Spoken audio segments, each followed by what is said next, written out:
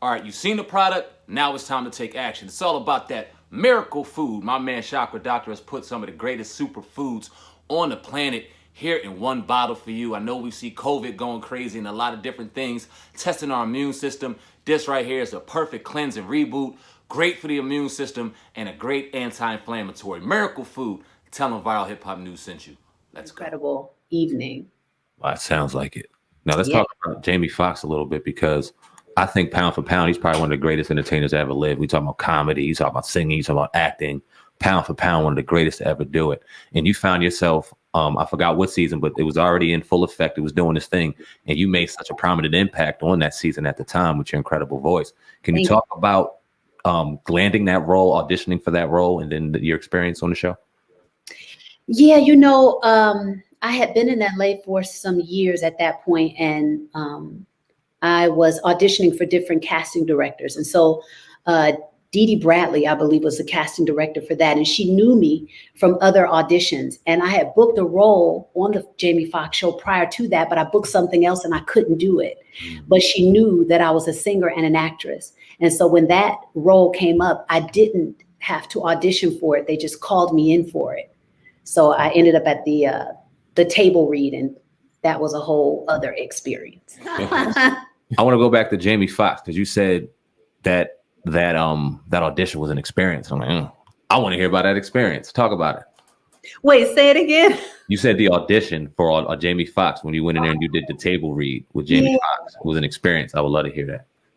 Yeah, I just remember that, I hadn't auditioned, so nobody knew what that was going to be like, So it was kind of one of those run-of-the-mill type of just another day at the store or whatever.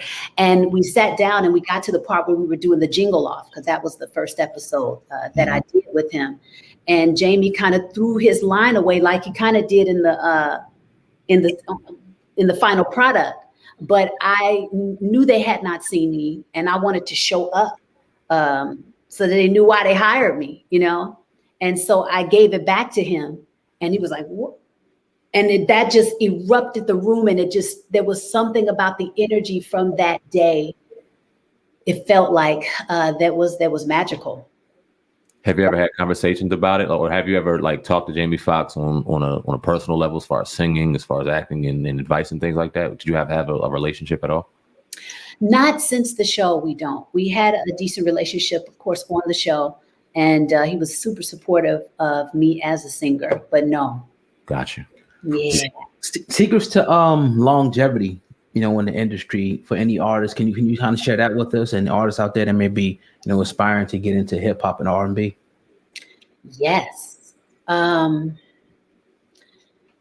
Sometimes as artists, we may think that it's just about the talent. And I find that that's not actually the case. We definitely need talent, right? But there are other components surrounding the talent that I think can make you successful, or at least sustain success. And that is being a team player, your attitude. How many people do we know, that are incredibly talented, but because someone doesn't like working with them, they don't choose them. They don't continue the relationship. Being mindful of money management can help with sustainability, because then you won't have to possibly sometimes lower your standards in certain ways in order to keep yourself going. How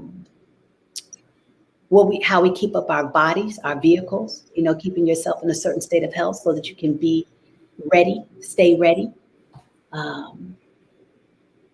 Nurturing relationships, that's something that I did not do. When there was one time that I've left the group twice in order for the original members to come back together to see what could happen. And I remember the second time I wasn't ready. Prior to that moment, I was very, very disciplined and diligent about, how I got up in the morning, whether it was through prayer, meditation every day, visualization, seeing myself performing in these venues, seeing the crowd, living in vision, and then, being in that process, maybe about 5 years in, I started to get a little complacent for different reasons, but I got complacent and I got away from the disciplines that made me successful in the first place. So discipline.